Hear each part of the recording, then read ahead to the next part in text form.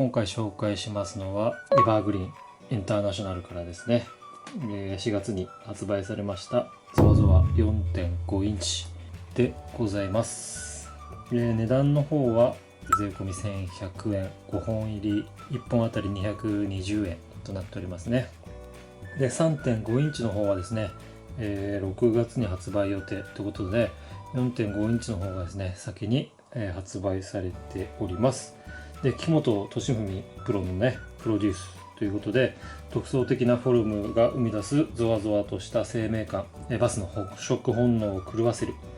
デカバス捕獲率の高いフラット系ワームということで、やっぱね一番特徴的ではねこの手ですよね。これねボワボワボワっとなんかよく動きそうな感じでね、すごいワームだなと思います。このねサイズ感でいろんなパーツがついてますので、かなりね水押しも強く、強波動でバースにアピールできるんじゃないのかなといった感じでございます。こうイカとかね、シュリンプ、ベイトフィッシュのこの成分をミックスしたフォーミュラが入ってるってことで、匂いはねちょっと伝わらないんですけど、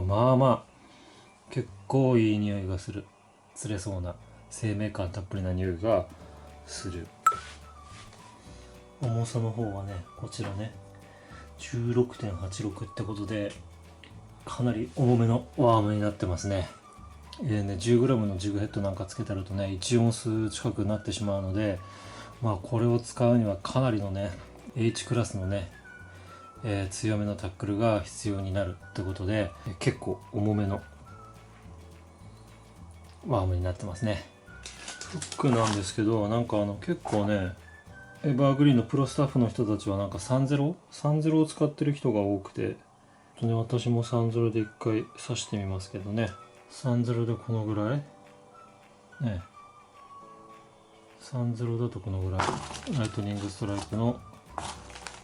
30だとこのぐらいね、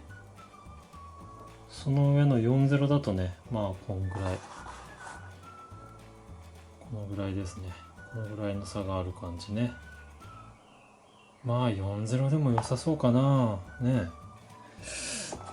針が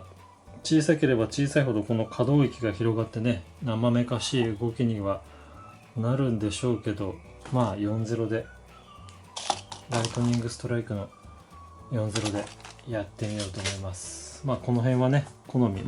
30から50ぐらいまで使えるって書いてあるけど、40で私はちょっとこの辺でね行ってみます。40ね、ライトニングストライクの40をつけてこんな感じですね。いいと思います。でね、ここにねこうフックポイントが隠せるようなこの肉盛りみたいなねのがあるので、ウィードレス効果がね発揮できるような肉盛りもついてますね。針先を隠せる。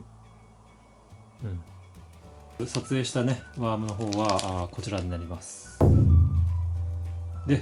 動画説明欄の方からですね見たいところまで、飛ばせるようになっておりますので、ぜひ使ってみてください。ノーシンカーの動画の方からですね、見てもらおうと思います。それではどうぞ。